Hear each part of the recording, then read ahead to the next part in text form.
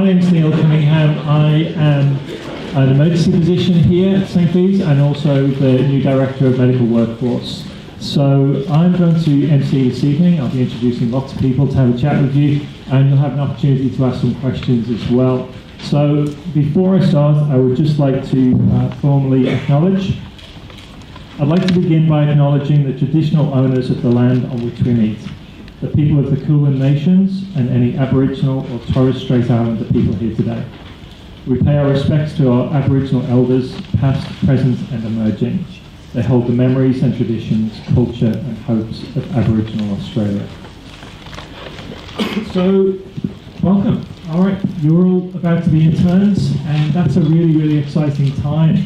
Some of you will get the opportunity to be interns here at St. Vincent's Hospital as well.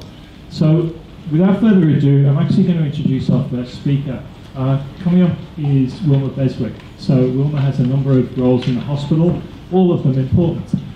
She is the head of general medical training. She's been a previous clinical dean of St. Vincent's Clinical School, and she's the chief medical officer here as well. So there is no one better placed to tell you a little bit about St. Vincent's Hospital in Melbourne. I'm going to hand over to Wilma.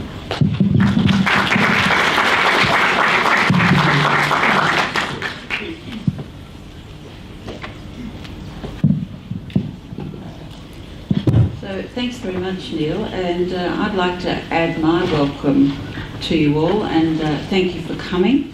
I trust you've enjoyed having a look around our hospital and talking to our junior medical staff.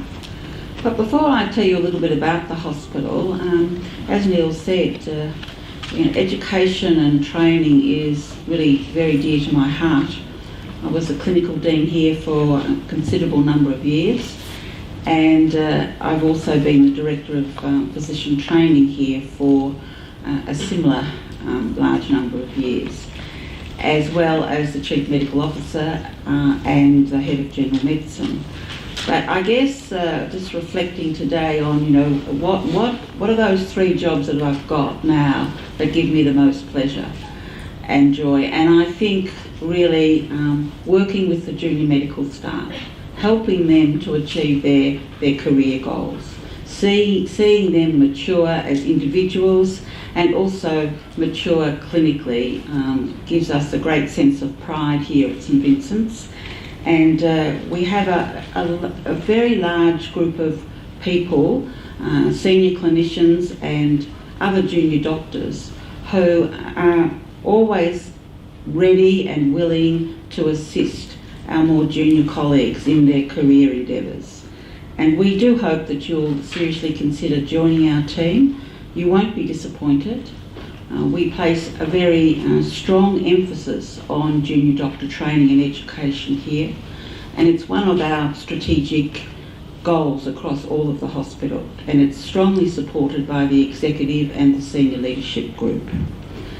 So just to tell you a little bit about our hospital, we're one of the 5 tertiary hospitals in Melbourne. We're probably the smallest of the tertiaries, but we are part of a much larger group, and I think perhaps this is not recognised by everyone. We're part of the St. Vincent's Health Australia, which is the largest Catholic not-for-profit health provider in the country. The revenue across St. Vincent's Health Australia is 2.2 billion per year.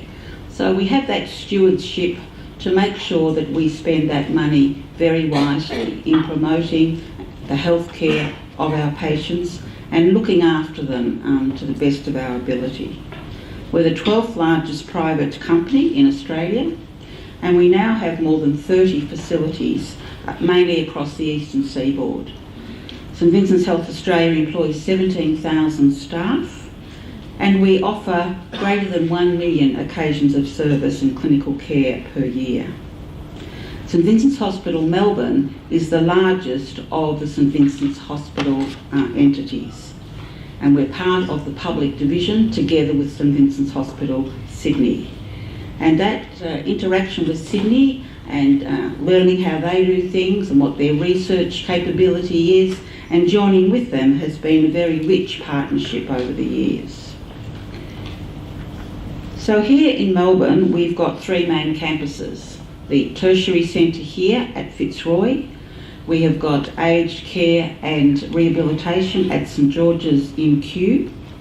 And we've got Caritas Christi, which is our palliative care headquarters at Kew.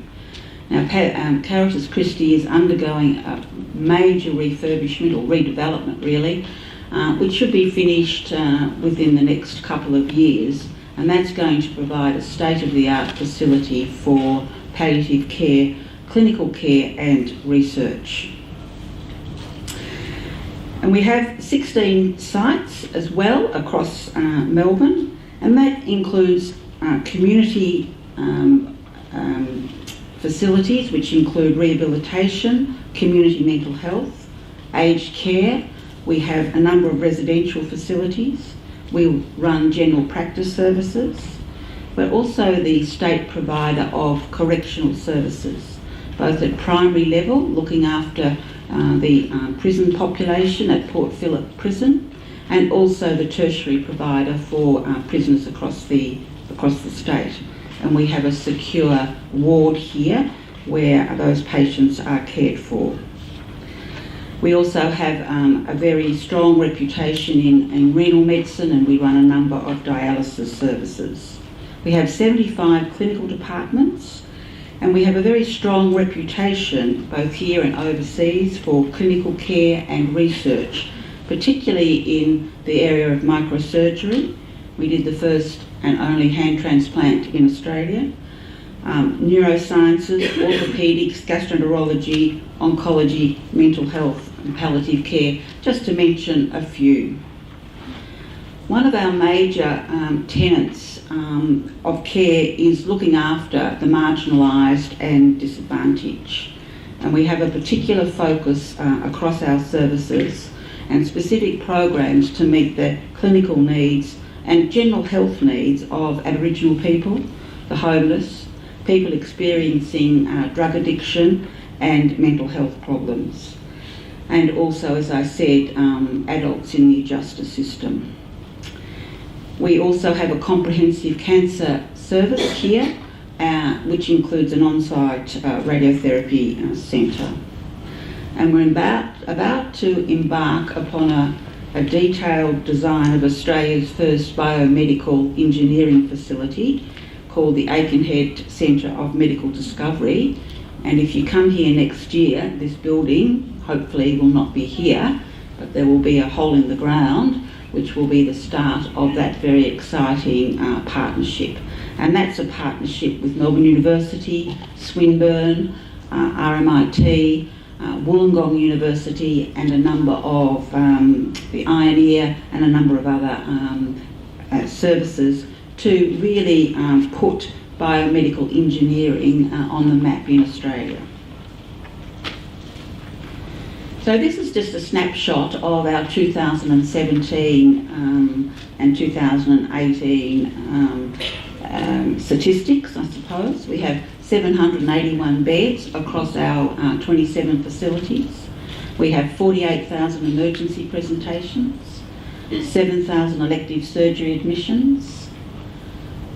We have a Good Samaritan fund where the staff of the hospital donate money each week to support the care needs, not the medical needs, but the care needs of disadvantaged patients. And so we've provided $180,000 to assist people who are suffering hardship. 60,000 inpatient attendances per year, lots of food, lots of volunteers, and a very busy outpatient service. We also have 770 research publications, and they're going up annually. So we're really developing a very strong research base here. And we recently celebrated our 125th, I was going to say wedding anniversary, but that's not right. Our 125th anniversary. I don't think anyone's ever had 125 years of marriage. All right, so that's a bit of a snapshot of St Vincent's Melbourne. And as I said at the beginning, you know, we'd love to have you come and work with us. We promise to look after you very well, and also to help you travel through the early years of your career. And we do provide outstanding support, outstanding teaching and education. Our junior staff are very important to us. We regard them as the future of our hospital. And, you know, it's our mandate to look after them to the best of our ability. So welcome, and I hope you, you know, think about your decision. And as I said, we'd love to have you here next year. Thank you.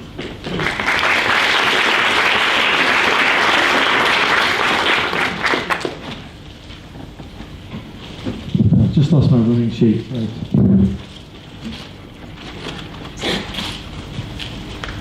Right.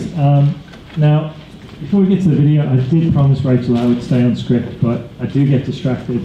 And something Wilma just said then reminded me of my first week at St. Vincent's Hospital, which must have been back in 2004, I think. So the thing that treated it was the idea that we'd done our first hand transplant here. So my first week in emergency at St. Vincent's, I'm a registrar, trained in the UK, I've been up for 5 years in a trauma centre in Newcastle, and come to this lovely hospital in the middle of Melbourne. There's great coffee shops around, Chinatown's down the road, it's great, settled down here. And I'm just in the resus bay looking after someone with chest pain when this young Vietnamese guy comes running through the trauma bay with his hand missing, Monty Python style, with bullets bouncing out like this. And I was like, oh, that's interesting. So we popped him into resus, and I said, oh, how'd you do this? And he had another extremely dubious looking friend stood next to him. And he said, oh, he couldn't talk. His friend said, oh, he had his hand out the car window. Didn't seem quite believable. Turned out they'd been having a surf fight in Fitzroy Gardens, just over the road. And I said, well, where's the hand? And eventually got out of his friend that the hand was still in the garden. So what we do have here at St. Vincent's is an incredible plastic surgery and hand unit and amazing microsurgeons. So I thought, well, if we can get the hand, we can get it back on. So we split into two teams. We had one team kind of securing this guy, making sure he was okay, while I spent a little bit of time on the phone to the ambulance and the police, trying to comb through Fitzroy Gardens and find the hand and persuade the ambulance officers that yes, they really could transport it, even if it wasn't attached to a human. And by the time it arrived, we were ready to go up, and we brushed the grass off and got him up. 17 minutes from when the patient actually arrived, we were able to send patient and hand upstairs, and that guy apparently is wielding the sword again without any difficulty. So that's the sort of thing I imagined when I went into emergency medicine, and I got to experience some of those things. And it's a little bit of a dopamine hit, as you can imagine. You get that, really interesting thing come through the door, something you've never seen before. You have to problem solve. You have to do unusual things. You have to step outside of protocol a little bit, and it's really rewarding. And that was really awesome. And it's a story to tell, years later. Not every shift is like that, fortunately. And what you are about to embark on is a career in medicine where you're going to have highs and lows, and you're going to have times where it feels amazing, and it's something really interesting you haven't seen before. And there's going to be other times where it feels hard, and you might be on night shifts, and you might be exhausted, or you might be doing exams, or you might have other things going on in your life that are making things difficult for you. And what we are aware of is that it's hard to be a junior doctor, and you will have read in the papers. There is, electronic version of papers these days that you might have come across, Facebook, Google, all that stuff. There's lots about junior doctors having difficult times, having depression, anxiety, and we expect that some of you will experience some of that in your early years. And we want to make sure that we pick that up, we help you, we support you from the very basics of making sure that you're not working too much, that you're supervised on a day-to-day basis. We've got some wonderful people. I'll introduce you to Andrew soon and Wilma at the very top end of things. But on a day-to-day basis, your bosses are going to be your residents and your registrars. And we're very confident that they're here to look after you. They're here to train you. They're here to teach you. And what happens at St. Vincent's is that we are genuinely a teaching hospital. And what I mean by that is that it's not just a name. It's very much a culture here. So if you're on a ward round and you refer something to your medical registrar and you get something wrong, you won't get told off, you might do, but you'll also get a tutorial afterwards, because that's what we do here. So you'll find yourself being explained, someone will talk to you about exactly what it is about the CCG that you've missed or the blood test that you don't understand, and we very much have that as part of our culture. So you're about to embark on a career that hopefully will be happy. But happiness is not just about sword fights and dopamine. Sorry, Andrew, you missed the first part of that story. Happiness is about doing something purposeful. Happiness is about long-term satisfaction. And I very much hope that you end up in the careers that you choose that give you that on a day-to-day basis, which means on the bad days when it's tough, then you still have that going on forwards. Okay. So, what we're going to do now is play a short video to introduce you to our interns.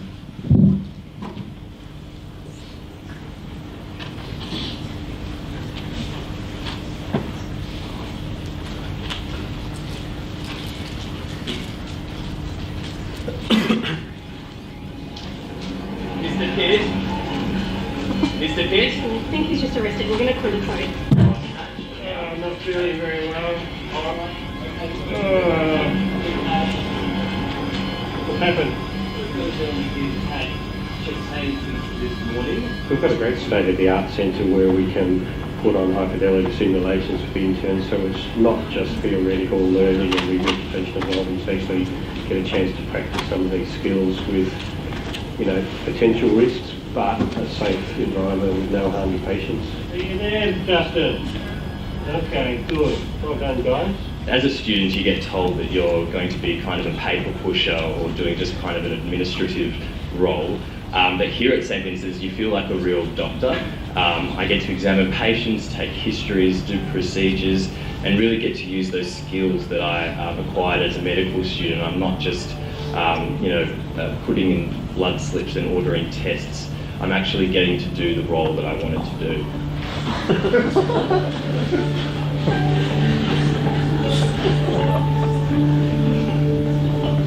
And now we're seeing a order, and we're seeing engaging as you know. So we're going up from right first. Right, okay. Yeah. It's not just supports in the day-to-day job as well, it supports for your kind of broader professional goals. So I'm going to Hawaii on Saturday. I'm going to be presenting some research I did as a medical student, and taking that kind of time off work is probably difficult, but so much effort went behind the scenes in terms of the people running the intern program and rostering in order for me to get that kind of experience. It really showed me that they're really supporting your goals, your broader goals in your career.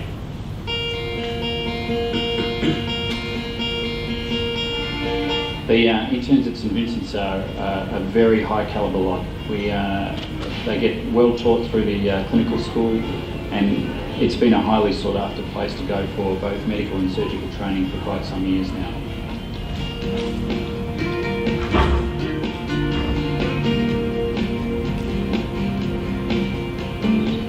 I've had a pretty amazing experience so far. I'm only about 3 months into my internship, but I just couldn't have asked for a better intern year. I feel like I've already sort of exceeded all the expectations I had of myself for my intern year, and I've definitely learnt a lot, and I have St. Vincent's to thank for that. What we try to do with the interns and junior doctors that we've got here is prepare them to get onto a training scheme, not just in general surgery, but in urology, plastic surgery, neurosurgery, cardiothoracic surgery, all those specialties are potentially an option at St. Vincent's for them to do as a junior doctor, with research supervision with specialised clinicians at a tertiary hospital. So there's really ample opportunity for those preparing for a career in surgery at St. Vincent's.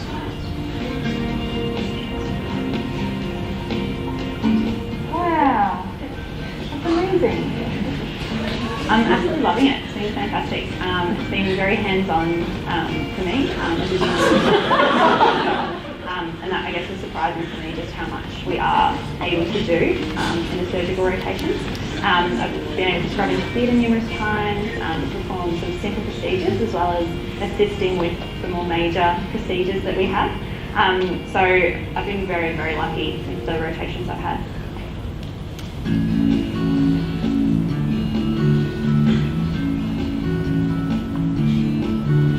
The main thing that I really like is as a first year sort of intern, getting to see patients on my own, getting to think about all the things that I've learned through medical school and apply them in practice, and sort of get guidance from senior doctors to help me do that best. This year we had 66 interns, increasing each year. Most of them would tend to stay on and take second and third year jobs and get into training programs. I think it's the sort of place that once they get the foot in the door, they like it, they stay and they go forward. I thought, well, when as a student you always think you're a bit nervous transitioning to the doctor role and you're not quite sure what to expect. So I didn't realise how helpful and supportive it would be, and it's been so smooth to make that move.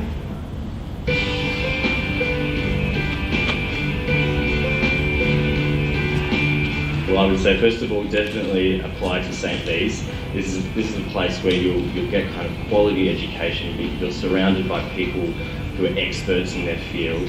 I think it will be a really good decision in your professional journey to apply here.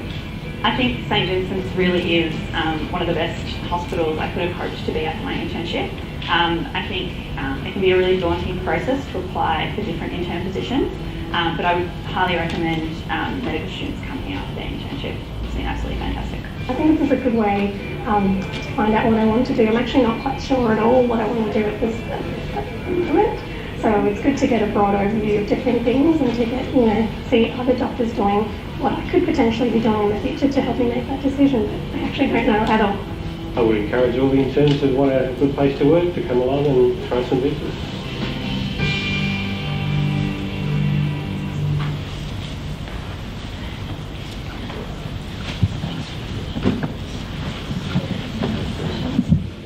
So I hope you enjoyed that.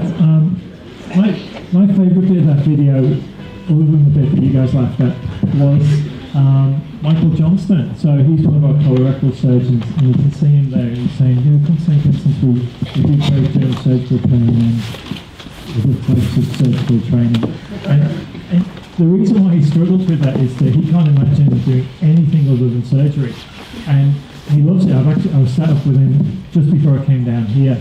He absolutely loves surgery. He loves teaching people how to do surgery. And this hospital is full of people like that. People who love what they're doing. We've got Andrew McIsaac, who's one of our director of cardiology here. I've seen him in the cath lab. I've taken patients up from emergency, and he's absolutely in his element. And we've got people all over the hospital who just love what they're doing. Many of you will not be doing interventional cardiology as an intern, and that's okay. And some of you won't even know what you want to do yet, and that's okay. As an intern, what you'll do here is you'll be rotating through a number of different specialties. You'll be inspired by people like Michael, people like Andrew, and that not necessarily means that you want to be a cardiologist or a colorectal surgeon. But it does mean that you'll get the chance to work with these people and see how this stuff's done really, really well by people who love what they're doing. And that will hopefully give you a little bit of modelling to say, okay, well, what do I want to do? Do I want to do specialty training? Am I looking at GP practice? Am I looking at something different? We hope to give you a really good, broad-based intern year anyway. So Stuart Dilly was the emergency physician on the last, and said if you want a good place to come and be an intern, here is one of them. I'm next going to introduce you to another emergency physician, Brendan Morrissey. So Brendan is part of our pre-vocational training group. He's a pre-vocational training supervisor, as well as Jenny Noonan, who's down here as well, who's an oncologist. I'm going to hand over to Brendan at this point, and he's going to organise a bit of a Q&A, so you don't need to hear from any more senior doctors, you can hear from our junior doctors. Brendan.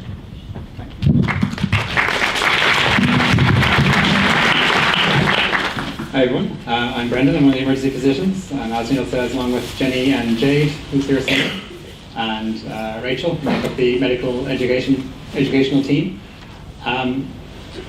I've been an emergency physician here since 2016, I've been working in St. Vincent since 2014, but prior to all that I am from Ireland. So if I'm speaking too quickly or mumbling or just not making any sense at all, please stop me and just ask me to repeat myself. No, not you. And then I did have a good 47 slides to tell you all about what internship is like in St. Vincent's. I've been told I'm not allowed to do that. I'm going to try something a little bit different instead. Get people who are actually doing the job to talk to you about it. First of all, I'd like to introduce you to Rachel, our Medical Education Officer. Rachel might get you to introduce yourself, perhaps. Hi guys, I'm Rach. I'm the MEO or Medical Education Officer here at St. Vincent's. I've been working here as a nurse in the emergency department for almost 8 years, and then about a year ago have transitioned into this new role, and I get to look after all the interns and all the other junior medical staff in the hospital. So my main role is to organise education, organise orientation, and then just generally look after our intern group throughout the year. But I'll talk a little bit more about that as we go through. So I might invite up onto our stage our willing participants in the Q&A session for today. So I might get them to introduce themselves. We have a few of our intern group, Ryan, Nicole and Sophie, who want to take seats up here. And Dom and Jackie, two of our HMOs. We're going to be asking them a little bit about what the job is like, what they find challenging, what they enjoy, and what orientation at St. Clee's is like. But first of all, I might get you to chat a little bit about yourselves. G'day, my name's Ryan. I trained at Uni Melbourne. I was based at St. V's for my clinical years, and I'm obviously still here now. So, did you want anything broader than that, or? I'm juggling an internship with a 10-month-old. How about that at the moment as well?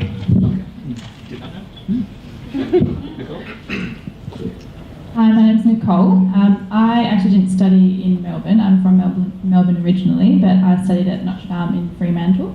So I moved back home this year, which has been lovely, but also a bit daunting not knowing anyone at the hospital and not having done my clinical years here, as quite a lot of the interns have. But it's been really good so far. I'm very supportive. And yeah, we'll get more later. So I'm Sophie. I do recognise a few familiar faces. I'm from Notre Dame, but I'm actually from Notre Dame in Sydney. So I did my first 2 years, and then you might be aware that as part of the Notre Dame curriculum, you can return to Melbourne for your last 2 years of your clinical schooling. So that was my story. Pass you on to Jack. So I'm Jackie. I also went to the University of Notre Dame in Sydney, similar path to Sophie, 1 year apart. So I actually remember sitting here as a fourth year medical student myself, thinking about where I wanted to be as an intern, and a couple of years later, here we are. So I had a wonderful year last year in my internship, similar to Sophie. She's now. I'm Domgoy. I'm a surgical resident here, HMO2. So I was an intern here last year, and prior to that trained at Melbourne, but wasn't a clinical school student here at St. V's. But I made the decision to jump across and loved it. Thanks, guys. I should have stressed at the start that if you have any questions at all, feel free to jump in and put your hands up. We'll try to answer them as they come up. So far, if anyone has any questions about Ryan's 10-month-old or what Sydney is like, please feel free. Otherwise, I was hoping to start with orientation into the hospital as an intern. Rachel, could you tell us a little bit about what the orientation package here is like?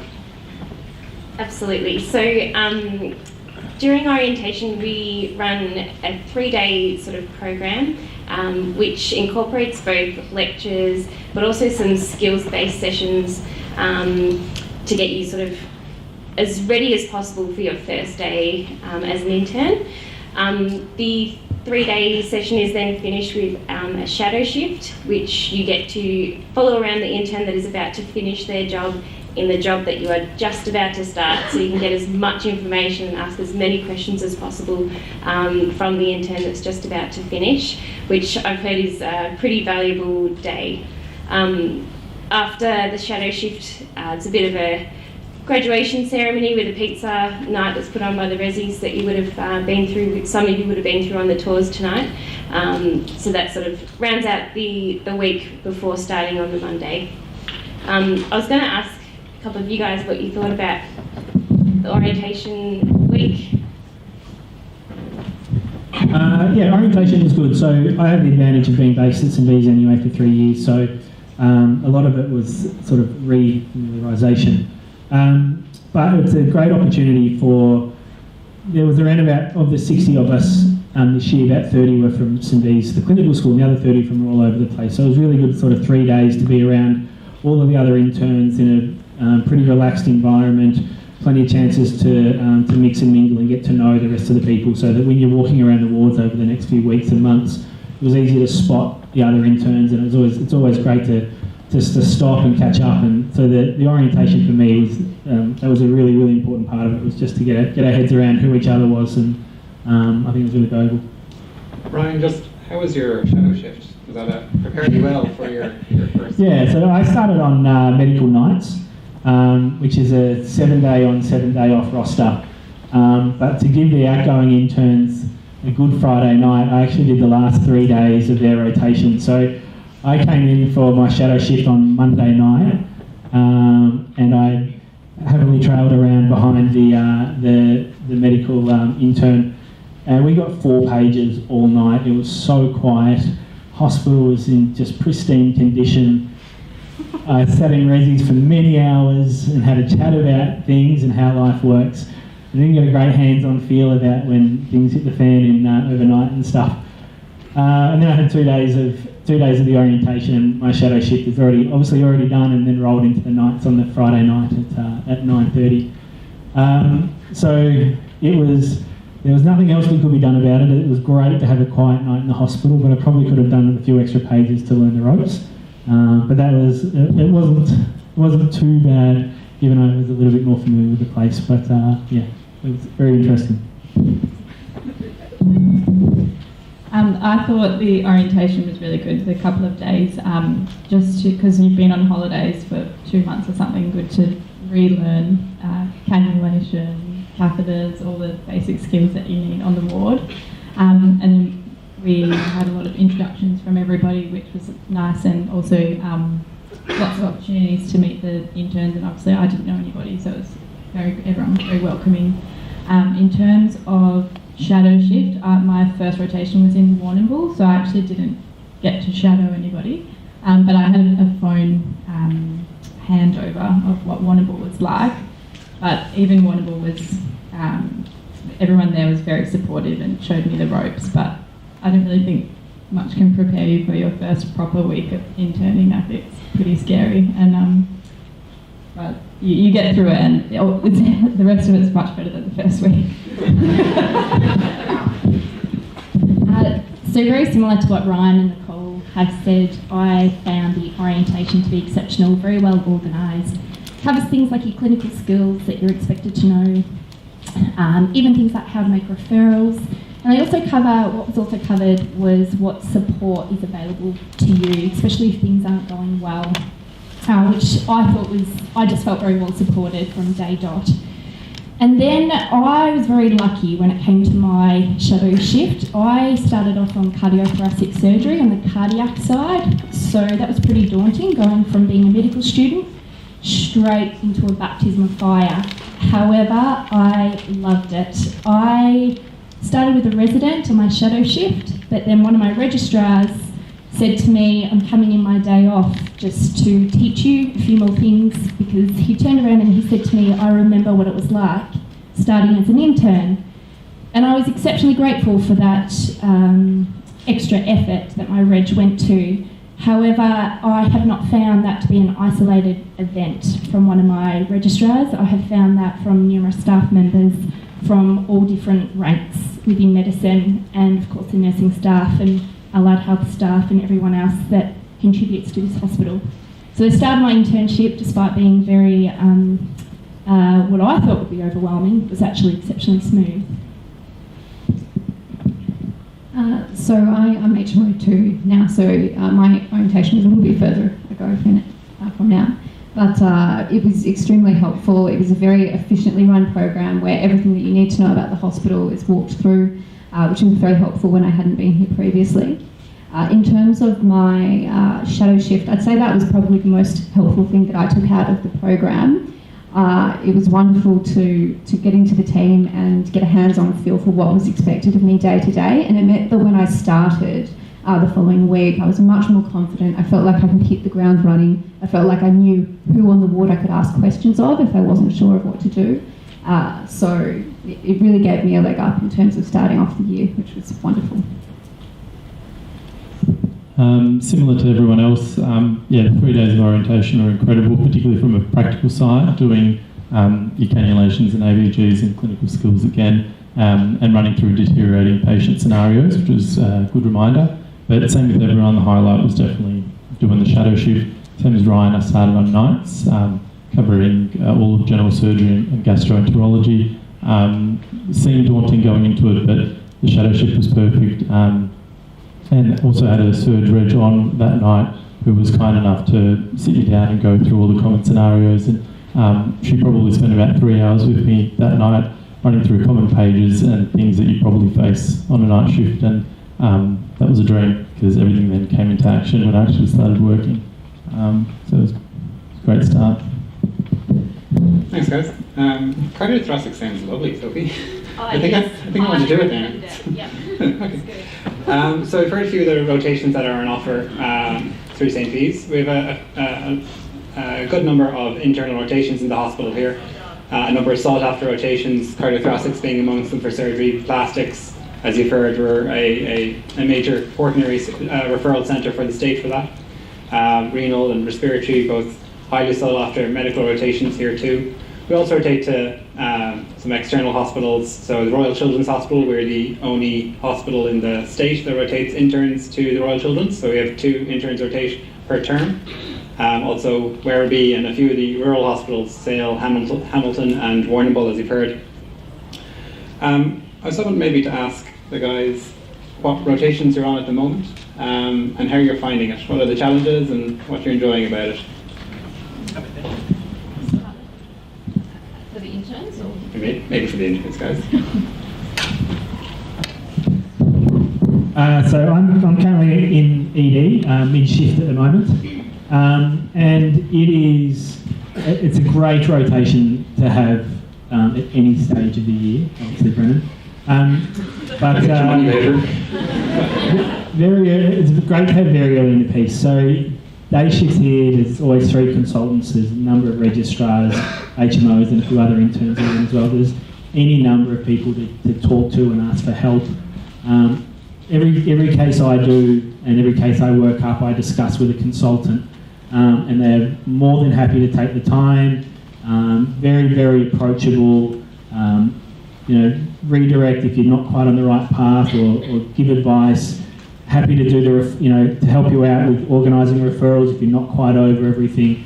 It's really, really well supported. So any case you pick up, and half the time I'm going in thinking I don't really know what's going on at all on the basic description. I don't know where this is going to go. But just the level of support and the help, there's no worries when you walk into the scenario where it's a bit of an unknown. You just feel very, very, very well supported, and you know you're not going to get your head bitten off if you go back to the consultant. And I've had a discussion with Brendan as my consultant where I outlined what was going on, and in the end, Brendan goes, "So what do you think's going on?" And I'm like, I've got no idea. I don't know what's happening. So he's like, "Okay, well," and just a walk-through type thing, and that's pretty universal with all the consultants in ED. Very practical, and some really great rotation to get early because you do all your practical skills. You do everything independently, but with very, very close consultation with some very senior doctors. It's really good. Just from memory, I went and saw the patient and I didn't know what was going on. So I'm on GEM at the moment, which is geriatric medicine, and I did Gen Med first in Warrnambool, so I think it was kind of a good thing to lead into. And one thing that I've really enjoyed about geriatrics is it's a good opportunity to really work in the multidisciplinary team. So it's very involved. We, on a daily basis, are talking to speech pathologists, dietitians, OTs, physios, and you can see every week we meet all together, and you can see that we're all working towards the same goals for patient-centred care, which is really good. I feel like the word well supported keeps being thrown around, but I'm actually quite shocked and feel very supported. I've got a couple of examples, even just today. So we had a bit of a bad day and got some bad news about a patient, and obviously my consultant could just read me well, and I thought I kept a good poker face, but he just called me on my mobile just before to like check in and see that if I wanted to talk about things and run through what happened. And even just like a 3-minute phone call, I've just felt really, I was very touched by that. And as a junior doctor, I think it's important to realise that the senior staff actually are looking out for you and thinking about you and your well-being as well.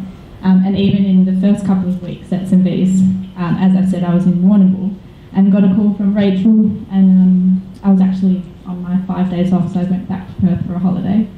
And she was just like, just ringing to check how your first few weeks in Warrnambool are going. And I got off the phone and I was with my other friend from medicine, who was also an intern in Perth, and she was like, I just ring you to see how you're going. I'm like, how nice is that? So yeah, the word keeps being thrown around, but it really is an incredible environment to work in. So I started my internship, as I mentioned, in cardiothoracics. I'm now in anaesthetics. My next rotation will be emergency, and then I go to Hamilton for a general medical rotation, and then I go to Werribee for an emergency rotation for my 5th one. And exactly what Nicole said in regards to well supported. As all interns, I guess we've all faced certain situations that haven't been favourable. I have had patients pass away, and I too have received phone calls from bosses, or I have been pulled aside by a boss just to make sure things are okay in regards to coping with what occurred. So in anaesthetics at the moment, it's brilliant. It's basically one-on-one teaching with a consultant. It's very hands-on, very procedural. I've been intubating patients with the help of consultants. So yeah, I really recommend it. And that's probably all I have to say so far, apart from reiterating exactly what Ryan and Nicole said about being so well supported. We might move on to the next topic unless people have burning questions they want to jump in with now. Don't all put your hands up. Could I just ask where you went to clinical school? Western. Are you taking notes? Yes. When you do your rural rotations, do they set you up with accommodation or? Yeah. I did a rotation in Swan Hill last year, and we had accommodation organised for us. So all in advance, we were told where to go. It was really nice accommodation. It was, very comfortable, very new. Yeah, it was great. Oh yeah, same with Warrnambool, and it's just right next to the hospital. And I think they charge you like $12 a fortnight or something. I don't know why they yeah, like 2 coffees. So for our rural rotations, Warrnambool, Hamilton and Sale, there's accommodation. Swan Hill. Not Sale. Sorry. We do send other junior medical staff to Sale. Just had a small stroke there, that's all. We do have accommodation set up, not for our city rotations of Werribee or the children's. I might move on to talk a little bit about the education programme through intern year. And I could, Rachel, perhaps, if you want to talk us through what that looks like. So, as I mentioned earlier, education is one of I'm the medical education officer, so it's in the title. For interns, we organise weekly protected teaching time, which means you get to get rid of your pager or your phone, and I get to answer them for a whole hour. It's really fun. We organise lots of different topics throughout the year, starting off with some sort of general advice about how to survive your internship or your emergency department rotation, or when you go to your surgical rotation, building up to dealing with challenging patients or having that difficult conversation, what your role is in a Met call, lots of different topics throughout the year, and that's run weekly on a Tuesday lunchtime. We also have skills sessions or workshops throughout the year as well.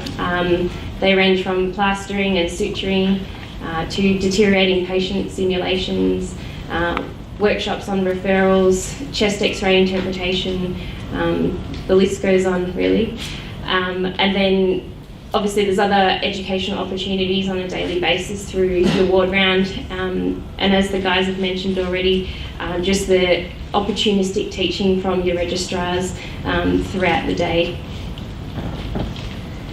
I might throw this question to the HMOs perhaps, if you guys wouldn't mind. Looking back retrospectively at the year, how did you find the teaching programme?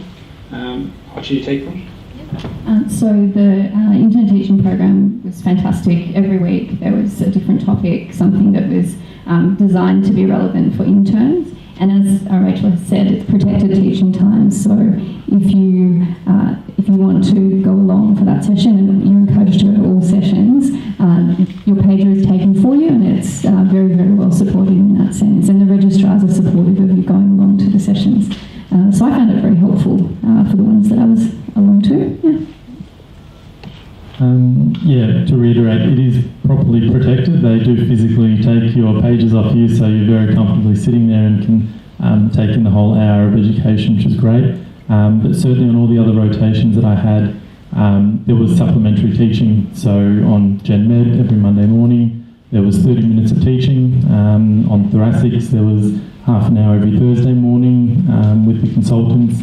When I was on, I did rehab, and we had formal teaching every fortnight, protected time as well in their unit. When I went to Warrnambool, you also have a guaranteed 1 hour protected teaching time every week, which is great. And on ED as well, I also had teaching. So it's not only the St. B's led weekly Tuesday teaching that you get. In addition to that, you also get formal teaching from the vast majority of units that you work on, which is specific to their unit. And it's great. And in addition to all of that, you get your opportunistic teaching from your regs, which is, on a daily basis, of course. So, Paul, Ryan, anything to throw in there? Just that we have our new sim man, who's really cool, and so we did a good simulation on the deteriorating patient a few weeks ago, which was, so they've got all the equipment to make the learning even better and more realistic. We've named our sim man Manny King. I mean, if you don't want to work here now, what's wrong with you? Okay, moving on from there, unless people have questions about the education program. There are also a number of supports obviously offered by the hospital here. I might get Rachel to speak through some of the support specific to our junior medical staff. Thank you. So obviously, starting your internship is probably pretty daunting, pretty scary for some people coming to Melbourne maybe for the first time, or your first big metropolitan hospital. It might be your first ever full-time job. So we try and put in a lot of supports to begin with to try and make this transition as easy as possible. This starts with the medical education team, which is myself and Brendan, Jenny and Jay, who's hiding up the back. We're here all the time, at the end of an email, end of a phone, to chat to. We have a formal sort of mentoring program that's just specific for interns, and before you start your year, you're paired up with a HMO 3 above or a registrar with common interests. It might be that you both have a similar career aspiration, or you both like surfing or coffee or anything. And that's just another person that you can talk to, maybe ask those hairy questions that you're not quite as comfortable to ask your team about, or just generally have a bit of a chit chat. It's another person that you can turn to for some more support. Within the hospital itself, we've got some more structured programs. One I think is pretty amazing is our STAR program. This is a 24/7 service throughout the hospital, and they respond to sort of critical incidents. They do group debriefing sessions or one-on-one counselling sessions, and they are available 24/7. We also have the St Vincent's Ethos program, and we just so happen to have our ethos manager in the room, so I might get him to explore that a little bit further. Sorry. Okay, so ethos is, I've got another role. It's a national role with the St Vincent's Health Australia group that Wilma outlined at the start of this session, and I'm the clinical lead for the ethos program. That is, in a nutshell, a feedback system. It originally started in response to concerns about bullying, harassment and discrimination in healthcare, triggered by the College of Surgeons survey that suggested there was enormous amounts of all those things going on in surgical training.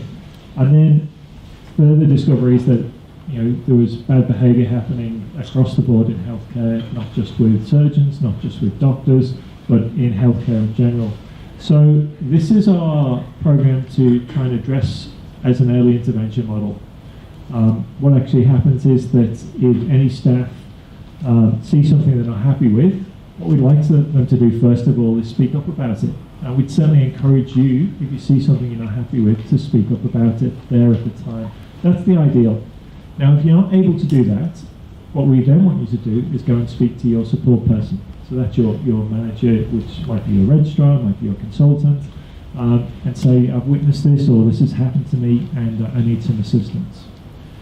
If for some reason you feel unable to do that, then we actually provide an anonymous reporting system, which is the ethos tool, and that goes to a triage team who looks at it, and then if they feel it would be useful for the person reported to receive feedback about this, we'll send one of our trained messengers to go and have a chat.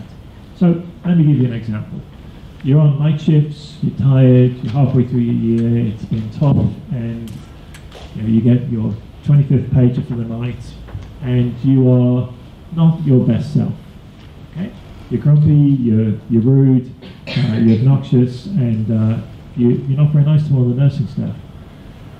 They feel really rattled by it, don't feel they can say anything to you, and they decide to place a report in the system.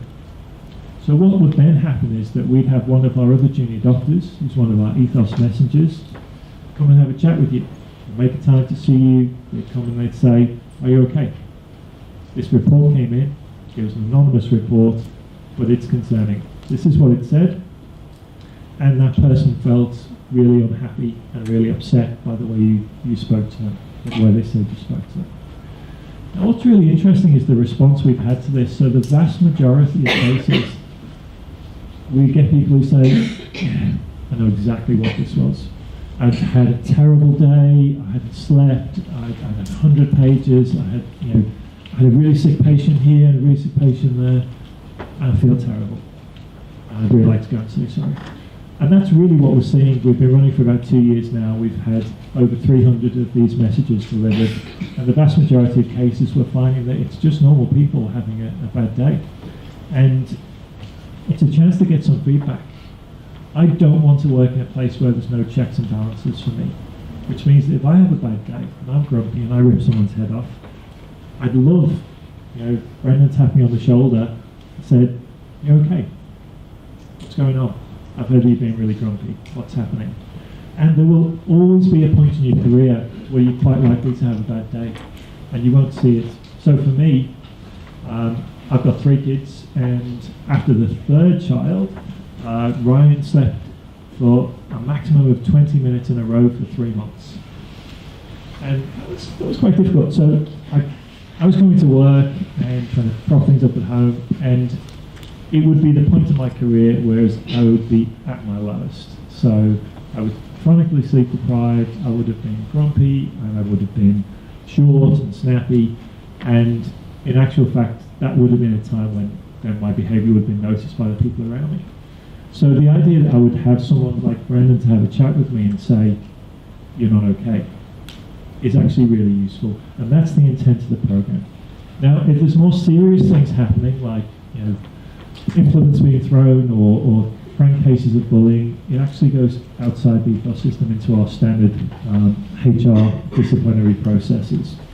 But this is based on a system from overseas that the Vanderbilt group use, and we're finding that it's very useful. to provide feedback to people. That's what it's designed to do.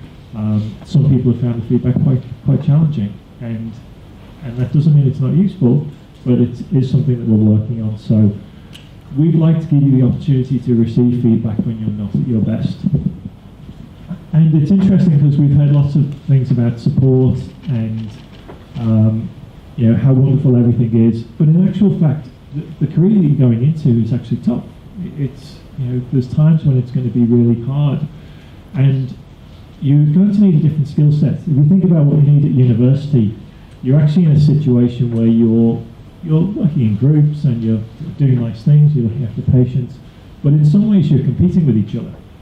You're trying to get the best marks, you're trying to, look the best in your tutes, you're trying to perform well. That's not what you do in your work life. You actually work in a team. There's a really easy goal that the whole team's working towards, and that's to do the best that you can for your patient. And sometimes, with the best will in the world, people are tired or exhausted. They might be grumpy, like I was after my third child, and you might find yourself having to negotiate with difficult people. You might have to find yourself dealing with people you don't like, and that's a skill set that you may not have. So we've got people there to help you with those things as well, not just to help you when it's sun is shining, but to help you when it's difficult. Now the good thing is that I was at a course once and I found it very freeing. So it said that 1 out of 3 people you meet won't like you. I thought that was really useful, because if you're someone who really likes people to like you and views that as a measure of success, then it can be hard when you work with people who you find confronting. So a skill set is learning to work with people who you don't necessarily get along with or like, and doing it for a more important reason. That important reason is, how do you get the best outcome for your patients? So 1 in 3 people you meet won't like you. And I've got 3 kids. So I'm still kind of trying to work out which one is it. It's not Sean this week, so Sean's my 10-year-old, and I took him to see the Avengers movie, which those of you who haven't seen it involves an existential threat where Iron Man gets to... No spoilers! No spoilers! Am I still on screen? Iron Man gets to bring together a team of crack heroes to deal with this problem, and it's very good. I recommend it. But I was thinking about it before, because that's essentially what we do. So the main psychiatric issue we have at internal level is imposter syndrome, and some of you will struggle with the idea that you're not as good a doctor as you want to be. You're at the bottom of the learning curve, and that's okay. So we will be there to support you, and we do have a crack team ready to support you. So I'm going to introduce you to Jenny Noonan now, who's the Senior Pre-Vocational Training Supervisor, part of our crack team. I guess the point of this analogy is to point out that I'm Iron Man.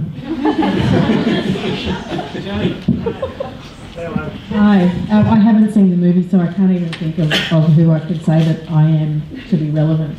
Sorry. And I have to thank everyone else who's done all the hard work for this evening, and while I'm just getting to sit and listen. Yes, I'm one of the pre-vocational supervisors, along with Brendan, and along with Rachel and a couple of others that you haven't seen. Our primary role is to look after our interns and second year junior medical staff. We take it very seriously. We're very keen for you to meet all of your educational goals, to become excellent doctors and people, and to make sure that you are enjoying it most of the time and that you're okay all the time. So I'll probably let these guys continue on unless there are specific questions for me. Thank you, Scarlett Johansson. I'm going to hand back over to Brendan at this point and get back on script. Thank you, Neil. Just springboarding from that, I might ask you guys, kind of reflecting on that, what have you found most challenging about intern year so far, or what did you find most challenging about your intern year? So, as I said, I started on nights, and on my 5th night, found myself doing CPR in the cardiology ward for a patient that we ended up losing. And that was pretty daunting very early on in the piece. I had a couple of great registrars who took myself and the other intern aside, had a really good chat with us. We all had a sort of a 7-person team on overnight, and we all just raided the vending machine and sat in an office somewhere and had a big debrief. So that was sort of going into nights. I was worried that was going to be the case, but just to take this opportunity, I know one of the issues you guys will be weighing up will be that St Vincent's offers nights, and there are hospitals that will say that nights are not a thing for you until you're HMO2s. I genuinely say that it's not, for me, I didn't factor it into my selection, and I'm glad I didn't, because having started on them, I don't regret it at all. It was an amazing learning experience, and I would encourage all of you guys to not be afraid of this and not use the nights or no nights as sort of a big selection criteria when you're deciding between a couple of hospitals, because it really is a big positive that I found from the experience here as well. Well, I'm on nights next, so maybe my biggest challenge will be coming up for me. I think the biggest challenge is, learning to switch off after work. Something that I've really loved about starting work is, compared to 4th year med school, is that you don't actually have to study when you go home. And at the moment, all the registrars are about to do their clinical exams, and they're wanting to talk about pathology and all the tiny details about everything. God, I think I've had enough of that just for at the moment. I don't want to do any study for now.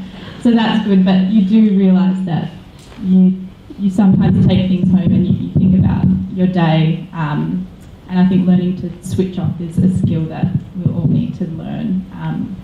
So that's been challenging at the beginning, but I think I've learned to get better at that. I think probably one of my biggest challenges is just not being too hard on myself. I suppose in the roles that I've been, my rotation so far, I haven't been working with any other interns. They've all been residents and registrars. And so if I'm not as efficient as them, or I don't have the knowledge like they do, I start to feel like perhaps I'm just not up to the scratch that they're anticipating. And so that's really hard. You've got to, I guess, tell yourself or encourage yourself, or try and just keep persisting. And you'll have bad days where things happen and you realise, or you walk out late or something like that because you weren't as efficient as what you would have liked to be.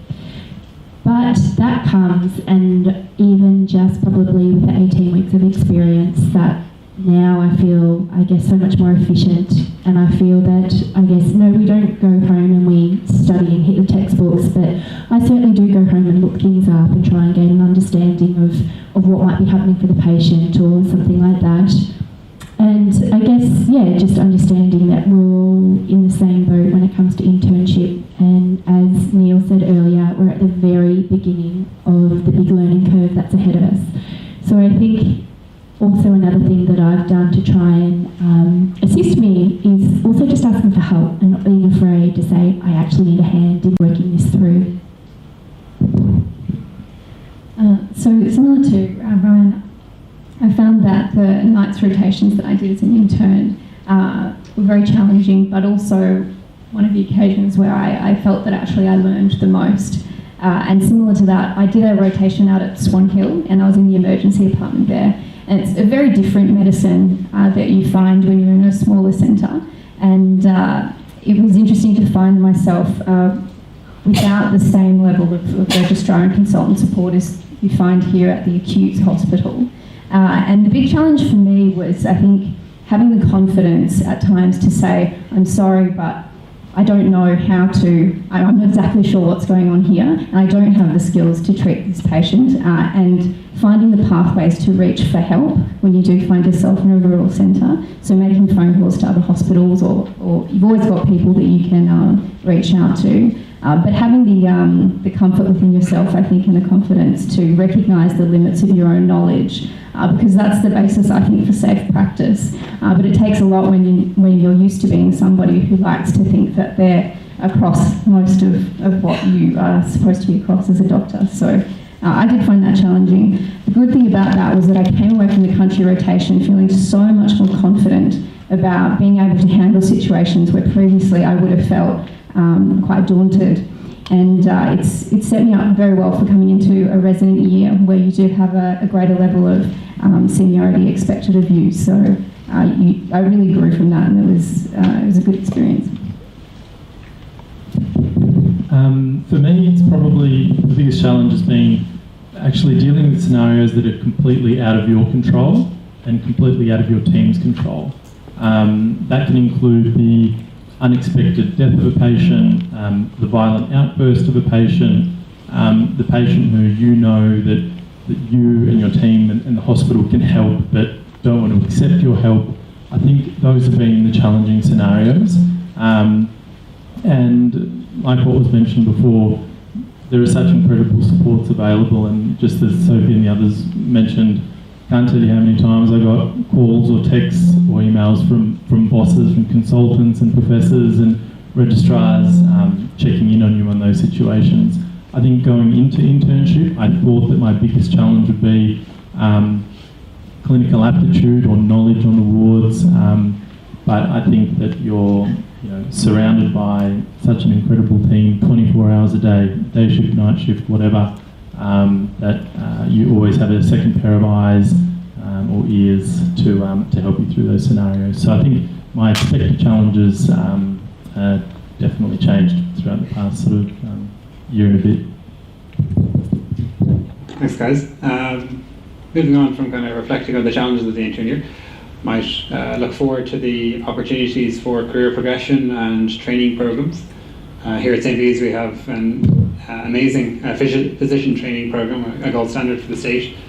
I'm going to say we have an excellent critical care training program through for emergency anaesthetics and ICU, and a budding surgical training program as well, with a huge number of opportunities both for formalised regular surgical training and a mentorship program for budding surgeons as well. I don't know, Rachel, if you want to speak a little bit more about that?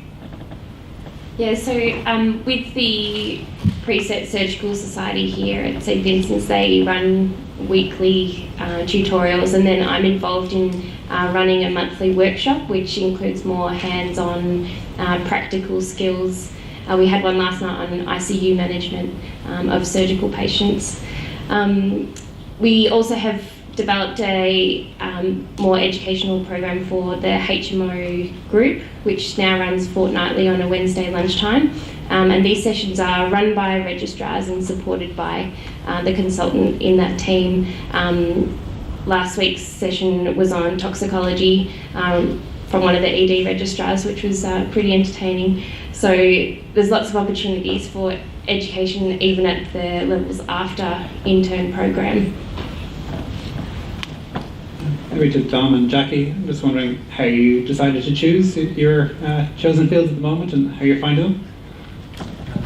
So, as I said earlier, I'm a surgical resident this year, HMO2, and for me it's largely based on clinical interest, leading into internship and having the fortunate experience to have 2 phenomenal surgical terms in internship, and also knowing the mentorship program and the education program that existed at St. Bede's for surgery, and on top of that research as well, which is such a huge part of surgical training these days. I was here today just on a research day working on that. So from the surgical aspect, as Rachel was mentioning, we have the Preset Surgical Society, which does weekly teaching, often presented by a registrar and supported by a consultant as well who's there.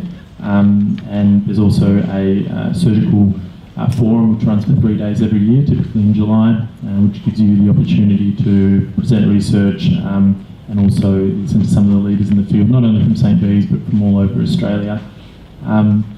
I think the opportunities within surgery at St. Bede's are truly endless in terms of education and mentorship, because you get set up with a mentor, either a registrar or a consultant of your specialty of choice, and you can meet up with them as frequently as you want. I certainly do with mine quite regularly for coffee and for meetings, and sometimes it'll just be joining them in theatre, or sometimes it'll be somewhere in Fitzroy and Gertrude Street, just grabbing a coffee and a bite to eat. So, and that's well and truly for every specialty you can think of. So, when you do surgery, come to St. Bede's.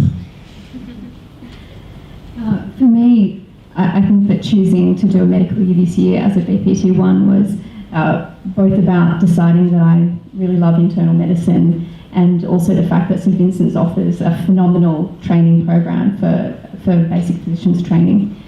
So essentially last year when I did my rotations, I started off on vascular surgery, and a lot of people when they do surgery are very enthusiastic about rushing down to theatre. I was very enthusiastic about staying on the ward and taking care of the medical needs of those vascular patients, so that was quite telling.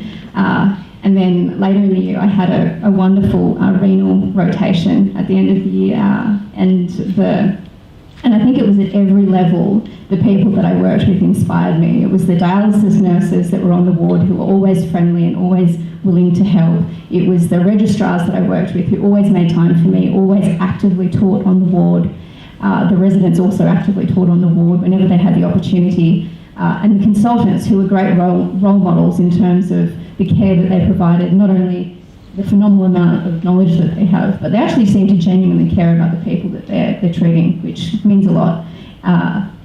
So it was an easy decision for me to want to do medicine. And then I've seen how dedicated all of the staff here are to teaching the BPTs. So I was very enthusiastic to stay here and do my training year this year as a BPT1. I've done a rotation in geriatrics so far, and I'm now at Werribee in general medicine, which is a good introduction to general medicine and physicians training.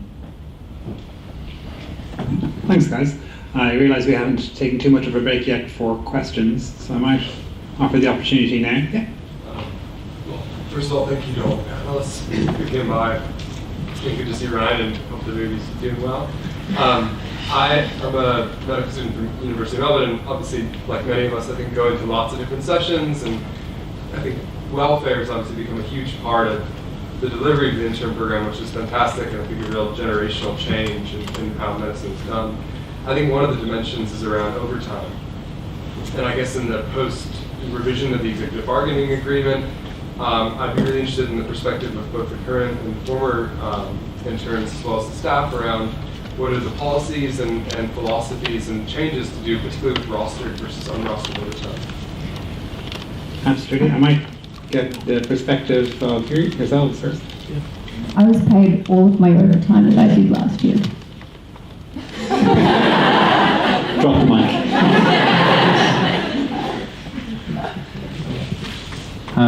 Yeah, so was I.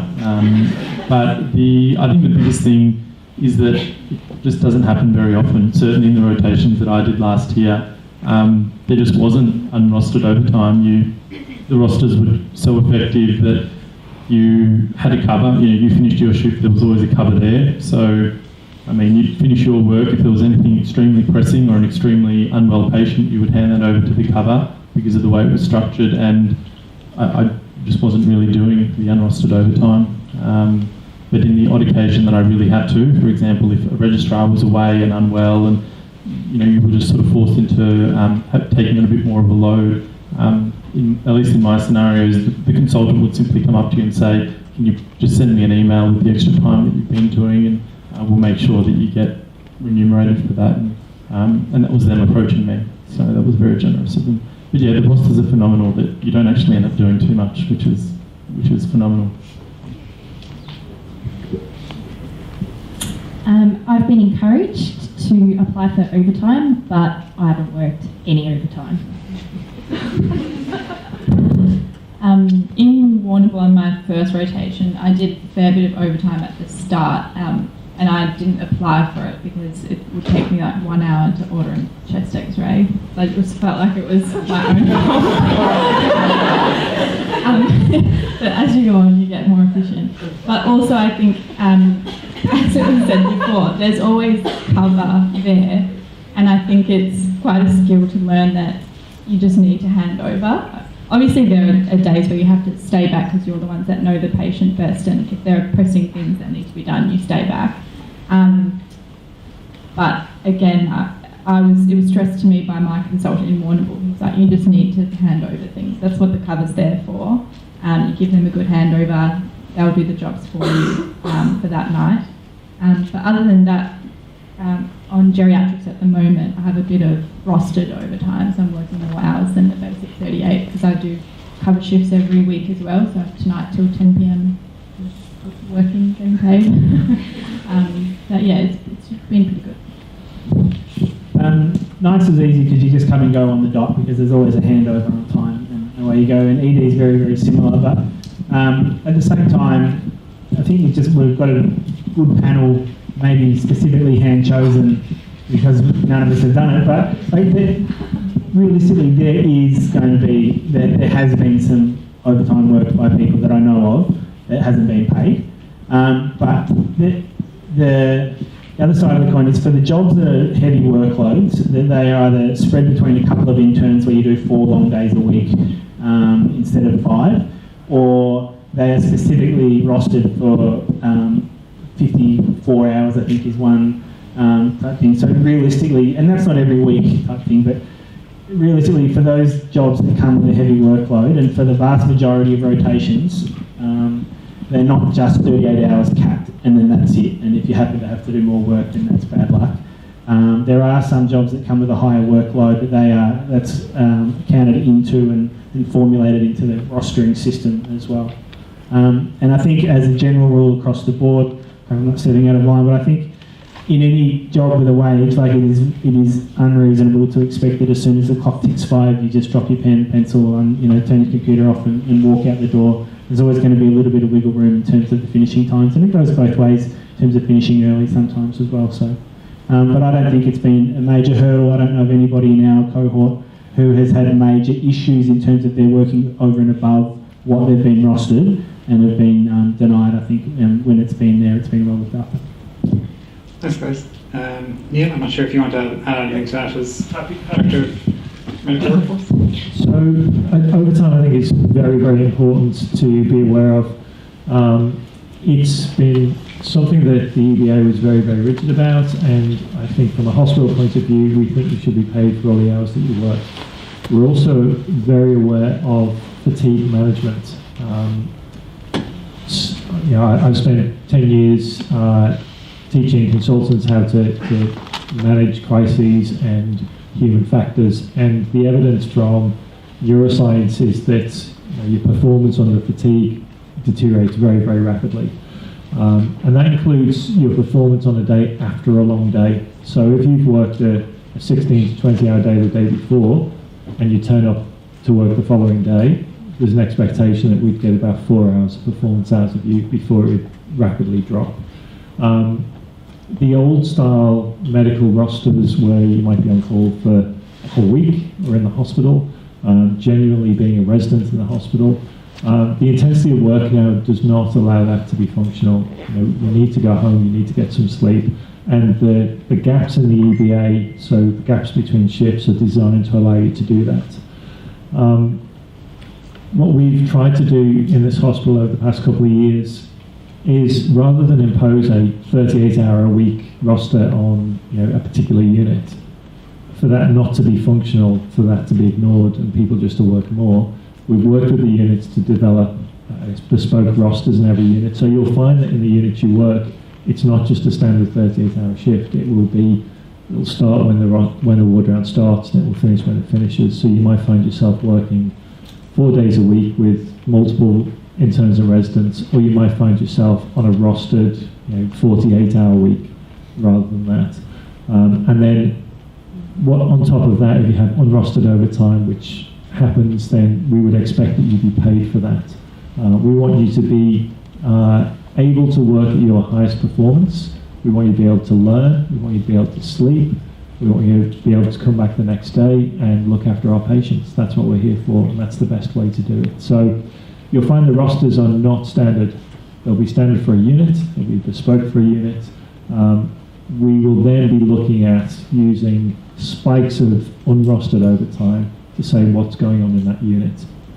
Is it because there's a few people off sick and there's lots of overtime, or is it because the activity in that unit has increased significantly and we need to add another person in there? So very much the forefront of our minds at the moment. We'll use overtime and pay overtime when it's required, but we do not want you working enormous amounts of overtime purely because we want you to look after our patients and also because we want you to look after yourselves as well. Hopefully that answers the question in a very long way. Thank you. Any other burning questions for us? Hi. My question was to you, that's all right. It was a question. I'm also a parent, and I'm aware that there's a lot of rural rotations within the internship. No, I'm still with Brendan, and you're coming hand in the meeting. How much flexibility there is people who have family commitments in Melbourne around the street, I suppose, and around the street. Completely understand that. I'll get back ASAP. Sure, do you want to perhaps film? Almost fell over. So with the external rotations, the Werribee and the Royal Children's we would consider non-rural. When you have to put in your roster preferences or your rotation preferences, we've had multiple people looking at these from multiple different aspects to make the share of rural rotations as even as possible. You'd never be asked to do more than one rural rotation in your year. And then after that comes out and you've got your preferences, if there's any issues with that, there's then an opportunity to go and swap between the cohort if that's, an ability, if anyone wants that sort of rotation. So there is flexibility in that to go from there.